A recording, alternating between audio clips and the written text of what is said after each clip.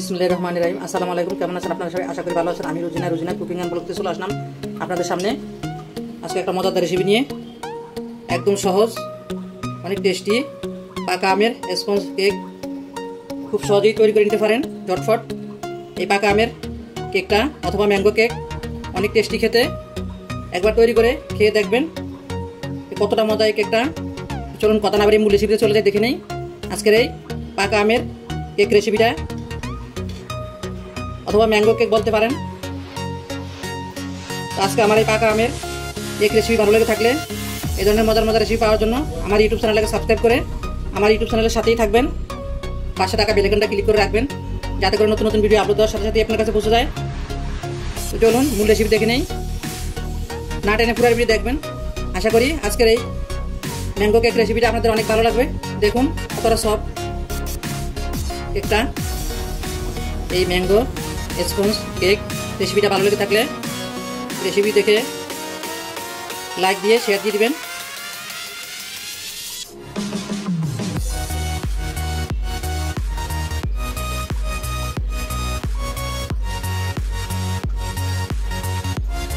আমার পাকা আমের স্পঞ্জ কেকের মেজারমেন্ট দেখে আপনি কেক বানালো, আপনার কেকও হবে পারফেক্ট একটা স্পঞ্জ কেক পাকা আমের।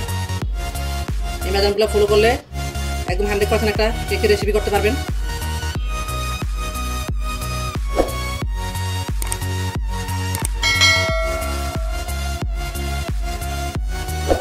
পাকা আমের কেক অথবা ম্যাঙ্গো কেক যেটাই বলেন না কেন, তো তৈরি করার জন্য আমি এখানে বড় সাইজের একটা আম নিয়ে নিছি। এখন আমার এখান থেকে হাফ কাপ পিউরি লাগবে। তো যাই হোক, আমি 1 কাপের মতো এখন কেটে নিব। এই যে আমি এখানে আমটাকে কেটে নিছি এভাবে করে। এখানে 1 কাপের মতো আম আছে। তো আমি এখন এগুলোকে ব্লেন্ডার দ্বারা ব্লেন্ড করে নিব।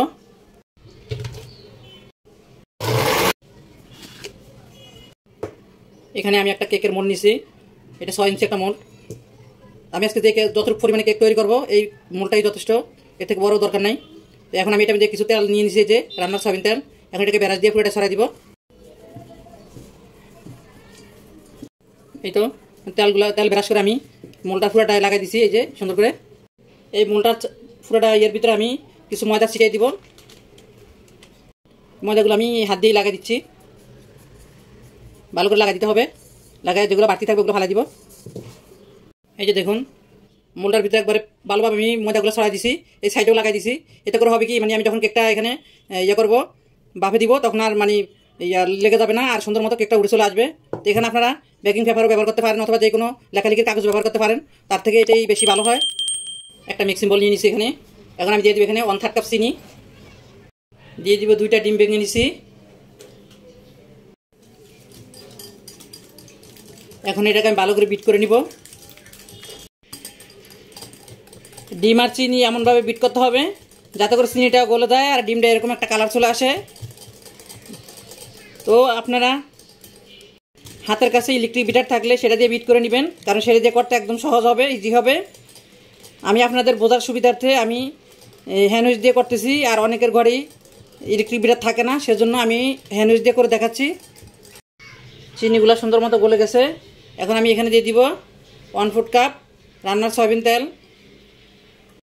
এখন আমি আবারও 2-3 মিনিট বিট করে নিব। সব কিছু আবারও 2-3 মিনিট বিট করে নেওয়ার পরে দেখেন ক্রিমি একটা ভাব চলে আসছে, মানে ফর্মি একদম ফর্মি হয়েছে। এই যে এরকম থাকবে, কালারটা এরকম আসবে।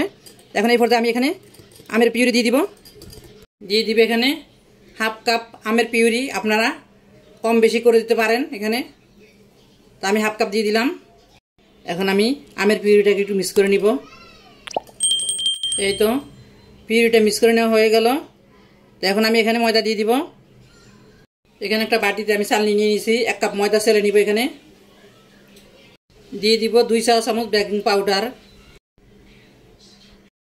দিয়ে দিব 1/2 চা চামচ থেকেও কম বেকিং সোডা, দিয়ে দিব একটু করে লবণ। এখন আমি ময়দাটাকে চেলে নিব। ময়দার সাথে আমি সব কিছু একটু ভালো করে মিক্স করে নিব। মিক্স করে নেওয়া হয়ে গেল। আমি আবারও ময়দাটাকে একটু চেলে নিব, অল্প অল্প করে চেলে নিব, আর অল্প অল্প করে আমি এই পিউরিটার সাথে মিক্স করব।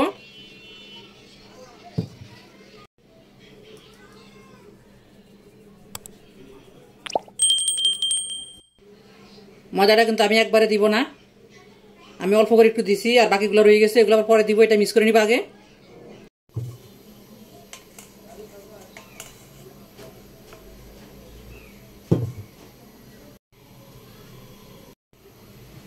তো আমি বাকি ময়দাগুলো এখন আবার মিক্স করে দিব।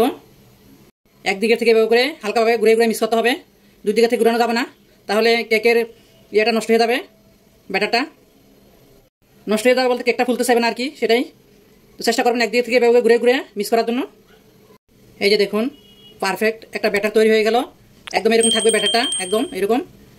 এর থেকে বেশি যদি শক্ত হয়, টাইট হয়, তাহলে আপনারা সেক্ষেত্রে একটু তরল দুধ ফুটে নিয়ে ঠান্ডা করে তারপরে এখানে মিক্স করে দিবেন, 1 টেবিল অথবা 2 টেবিল চামচের মতো, যাতে করে এরকম একটা ব্যাটার তৈরি হয় কেকের জন্য। এরকম থাকবে ব্যাটারটা। এখানে আমি কেকের মোলটা নিয়ে নিছি, এখন এখানে আমি ব্যাটারটা দিয়ে দিব। বিসমিল্লাহির রহমানির রহিম। তো কেক মোলটাকে আমি একটু এখন ট্যাম করে দিব দুটো ব্যাপার দিয়ে, যাতে করে ভিতরে বাবুলগুলো বের হয়ে যায়, বাতাসটা বের হয়ে যায়। চুলার কাছে চলে আসলাম। চুলার কাছে আমি আগে থেকে একটা পাতিলের ভিতরে পানি দিয়ে দিছি। দেখেন এই যে পানিটা পড়তেছে, হালকা করে পানিটা পড়তেছে। এখন এই অবস্থায় যে স্ট্যান্ডটা বসাই দিছি আমি, এখানে এখন আমি ব্যাটারটা বসাই দিব। বিসমিল্লাহ। দিয়ে আমি একটা সিলভারের ঢাকনা, চেষ্টা করুন সবসময় সিলভারের ঢাকনা দেওয়ার জন্য। সিলভারের ঢাকনা দিলে কেকটা তাড়াতাড়ি হয় আর উপর দিয়ে সুন্দর একটা কালার আসে। এখন আমি চুলার আঁচ মিডিয়াম এবং লো হিটের মাঝামাঝি রেখে কেকটাকে 45 মিনিট বেক করে নিব। 45 মিনিট থেকে একটু বেশিও লাগতে পারে, তো তখন দেখা যাবে, মানে 45 মিনিট শেষ হলে দেখা যাবে মানে আর লাগবে কিনা। তো যাই হোক, আজকে আমার এই পাকা আমের কেক রেসিপিটা যদি ভালো লেগে থাকে আমার ভিডিওতে লাইক দিয়ে দিবেন, শেয়ার দিয়ে দিবেন। ফিরে আসলাম 55 মিনিট পরে।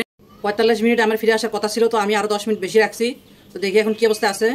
দেখুন মাশাআল্লাহ, আলহামদুলিল্লাহ, আমার কেকটা কত সুন্দর হয়েছে কালারটা। এই দেখুন একদম ক্লিন, তার মানে আমার কেকটা পুরোপুরি হয়ে গেছে। এখন চুলা থেকে কেকটা নামে আমি পুরোপুরি ঠান্ডা করে নিব, ঢাকনা দিয়ে রাখবো। এই কেকটাকে আমি মোটামুটি ঠান্ডা করে নিয়েছি। এখন আমি এই চাকুটার সাহায্যে সাইড দিয়ে একটু ছাড়াই নিব, তো কেকটা সহজেই উঠে আসবে। এতক্ষণ পর্যন্ত আমার সাথে থেকে রেসিপিটা দেখার জন্য অনেক অনেক ধন্যবাদ। যে সকল আপুরা ভাইয়েরা ইতিমধ্যে আমার চ্যানেলটাকে সাবস্ক্রাইব করে দিয়েছেন তাদেরকে অসংখ্য ধন্যবাদ। আর যারা এখনো করেনি, প্লিজ আমার ইউটিউব চ্যানেলটাকে সাবস্ক্রাইব করে আমার ইউটিউব চ্যানেলের সাথেই থাকবেন। রেসিপিটা আজ এই পর্যন্তই, দেখা হবে নতুন কোনো রেসিপি নিয়ে পরবর্তী ভিডিওতে। আল্লাহ হাফেজ। দেখুন কেকের অপর সাইডটা মাশাআল্লাহ কতটা সুন্দর হয়েছে।